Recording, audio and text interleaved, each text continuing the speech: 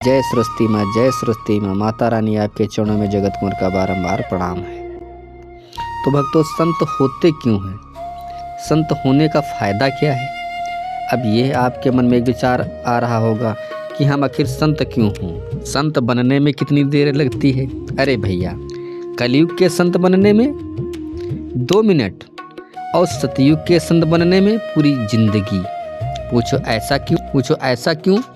कलयुग में केवल आप 100 रुपये का कुर्ता ले लें पीला और आप उसको पहन लें, 20 रुपये की माला, 10 रुपये का तिलक लगा लें, आप हो गए संत।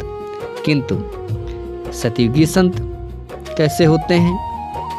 संत हमारे गृहस्थ से ही जो बच्चे हैं, बुजुर्ग हैं, जो माताएं बहनें, वह जब ईश्वर का भजन करते हैं अपनी बुराई को दूर करने के लिए और जंगल में जा कर के एकांत बैठ करके साधना करते या घर में रह करके साधना करते हैं, वही संत एवं तपस्वी कहलाते हैं। अर्थात फिर उनको सत्य ज्ञान प्राप्त होता है, जिनकी पूरी उम्र बीत जाती है तपस्या करते करते।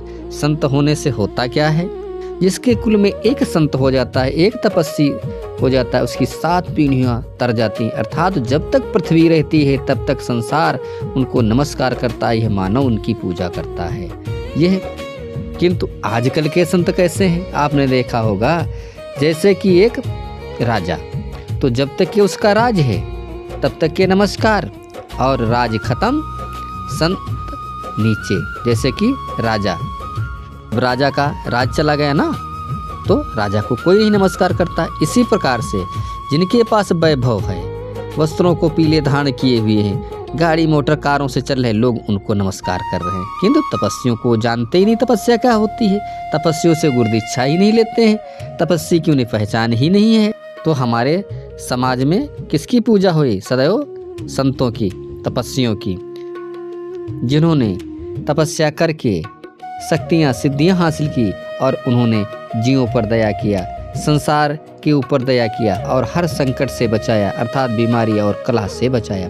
ऐसे संतों को व्यक्ति को प्रणाम करना चाहिए, अर्थात उनसे ज्ञान लेना चाहिए, उनसे गुरुदीक्षा लेना चाहिए और उनकी सेवा करना चाहिए।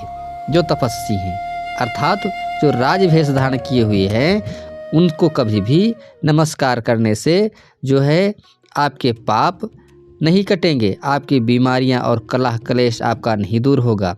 और आप गुरुदीक्षा क्यों लेना चाहते हैं?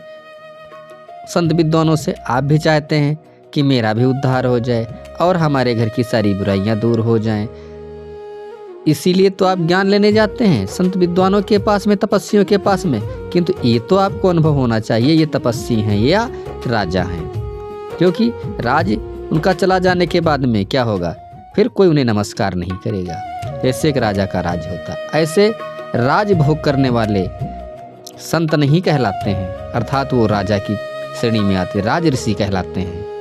उनके पास में तपाया हुआ ज्ञान नहीं है जो आपको ज्ञान दे सके। जब आप भी ईश्वर का भजन करते हैं और भजन करते करते, तपस्या करते करते, तो आपके ऊपर भी उस ईश्वर की कृपा हो जाती है। संत कोई भी हो सकता है, तपस्वी कोई भी हो सकता है, संत की कोई जात नहीं होती है। मानव में ही देवता हैं, देवता कहीं बनाए नहीं जाते हैं और फिर वह देवता कहलाता है। देवता का अर्थ यह होता है जो सबको दे, सबके लिए अच्छी सोच हो, सबकी रक्षा करता है, अर्थात वह देवता होता है।